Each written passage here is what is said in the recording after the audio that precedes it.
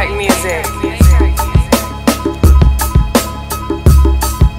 Hustle out of necessity, father never corrected me. Streets show me no sympathy, autumn on my accessory. Never accurate, I'm aiming at your Acura. Alright, hey YouTube, it's Ryan again. This time I'm going to do my review on the Philips docking station. I'm just going to start off with a brief overview of the actual device. So, it's pretty light, it's stylish, it's got a little chrome accents around here and other places. At the top here you have your on and off switch. On this side right here you have your volume rocker up and down. And this is your DBB switch, and that stands for Dynamic Bass Boost. So what this does when it's on is, let's say if you didn't have it on, you could lose bass as you're in lower volume.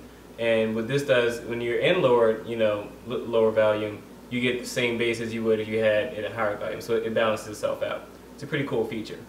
The actual front of the device is a mesh type material where you have your two speakers at. And they sound amazing. I'll go into more detail about that later.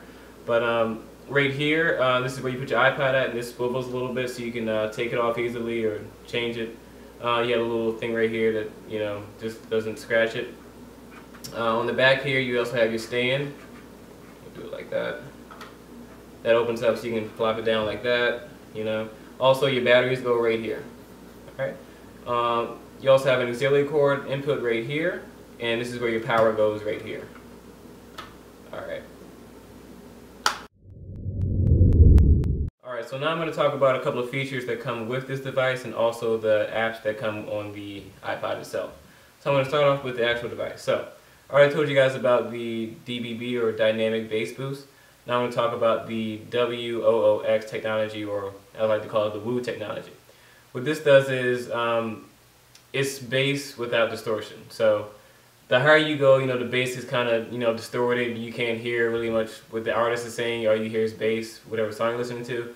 This just enhances the equilibrium of the sound. So it sounds great both ways with the mid-range, low range, and high range. So that's a good feature to have. And there's no switch for that, so it's just built in. Actually, on the when you get your iPod in there, it's going to ask you, do you want to download the app, which is a pretty good app to have on here. I use this mainly for an alarm clock in the morning and sometimes, when I'm just cleaning my room. So the app they give you is it's like an alarm clock / weather / iTunes thing right here. You can set alarms like this.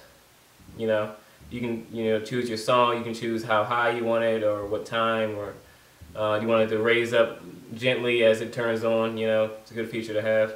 Also, you can check the weather from here.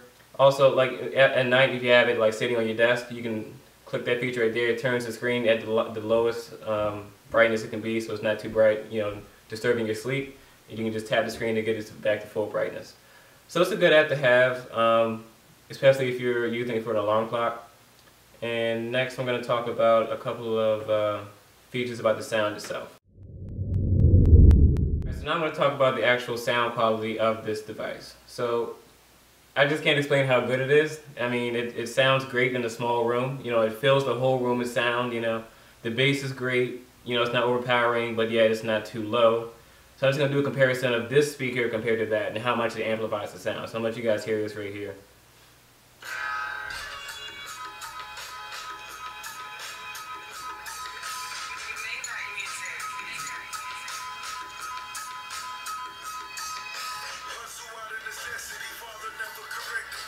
Alright, now we'll put it on here.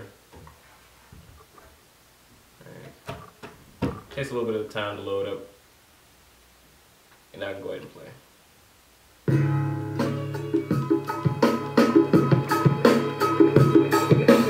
Maybach music.